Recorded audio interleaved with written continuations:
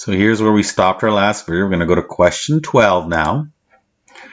Okay, so we look at question 12. Oh, it's our dreaded decomposition.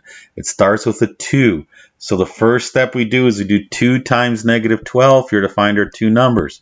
So you do 2 times negative 12. You multiply the first and last term. You get negative 24. And then you've got to find the two numbers that multiply to give you negative 24 and add to give you negative 5. So if you're not sure what they are, we'll start with 1, 2, 3. So that's negative 24, negative 12. When you add negative 24 and 1, you get negative 23. Negative 12 and 2, you get negative 10. Okay, here you get negative 8. Oh, there it is. 3 and plus negative 8 is negative 5.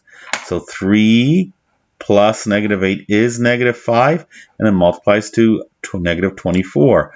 So now we're going to split the numbers. I put the negative 8 first and the 3 second. It doesn't matter if you switch the order. So you got 2x squared minus 8x plus 3x minus 12. So we just decomposed or broke that down.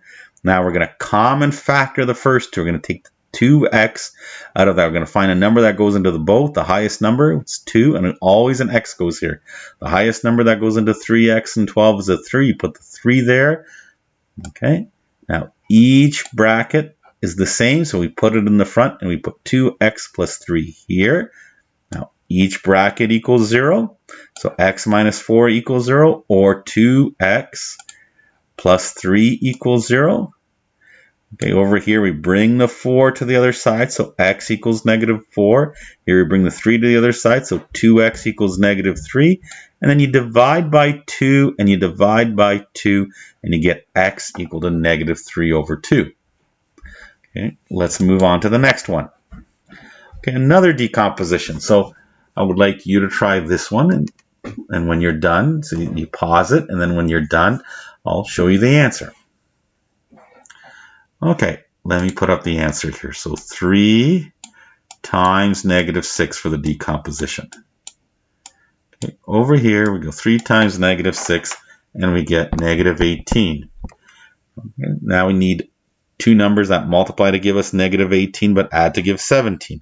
Let's try 1 and negative 18. Well, 1 and negative 18 adds to give negative 17. How about if we reverse those? We put 18 and negative 1. There it is, 18 and negative 1. That gives positive 17. So now we can split 17 into those two numbers. I put the negative 1 here, x, and the 18 on this side. Okay, now here I can only take an x out. And over here, the biggest number that goes into there is 6. Then this bracket becomes the same as that bracket. We put it in the front, and we have x plus 6 here. Each bracket equals to 0. We rearrange it. So we're just rearranging it, and you get x equal to 1/3 or x equal to negative 6. Okay, now all of a sudden we get this question. X squared equals 2x plus 8, and we wonder, how are we going to do this? That other method had to be equal to 0. Well, what we do is we take this 2x and bring it to this side, and take the 8 and bring it to that side. So we rearrange the equation to make it equal to 0. And now, at this point, we can create our two brackets. So the two numbers, negative 4 times 2 gives you negative 8, and they add to negative 2. We find our two numbers. So the key is it has to equal 0 for this method to work. Otherwise, it will not work. Now, each bracket equals to 0, and then you get your answer. So x minus 4 equals 0, x plus 2 equals 0, and then you bring the number across, and you get your answer. Let's look at the next one, 15. Same idea. You're going to bring the negative 1 over. So you're going to get 4x squared plus 4x plus 1 equal to 0.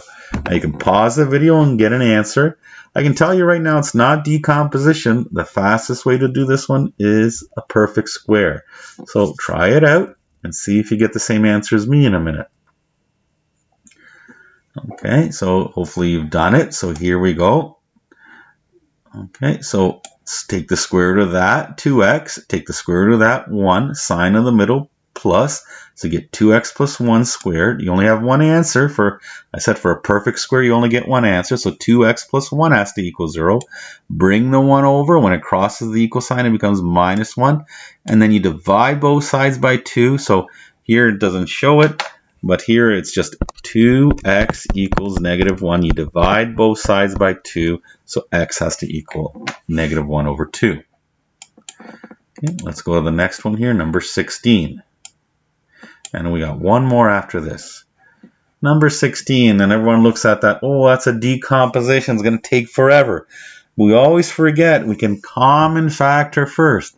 So look, I can take the 2 out, and now it becomes a sum and a product. So then now I got to find two numbers that multiply to give you 6 and add to give you negative 5. Well, that's negative 3 times negative 2 is positive 6. And negative 3 plus negative 2 is negative 5. Then the 2, you don't do anything with it. Make one bracket equal to 0 or the second bracket equal to 0. And then you end up, when you bring the 3 across and you bring the 2 across, you make x equal to 3 because it changes signs when it go across, and x is equal to 2. Again, nothing happens with this 2. You just make each bracket. Let's look at our final one. So now I got 2x squared minus 32 equals 0. So here again, you're going to take out that 2. And now you have that magical difference of squares. So you can square root that and square root that. So if you square root the x squared, you get x. Square root the 16, you get 4. So you get 2x plus 4 and x minus 4. Ignore that number in the front. Just make each bracket equal to 0.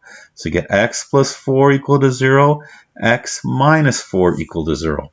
You're going to bring the 4 to the other side. You're going to bring both 4s to the other side, and you get x equals negative 4 or x equal to 4. Again, with the difference of square, you get the same answer. One's a negative and one's a positive.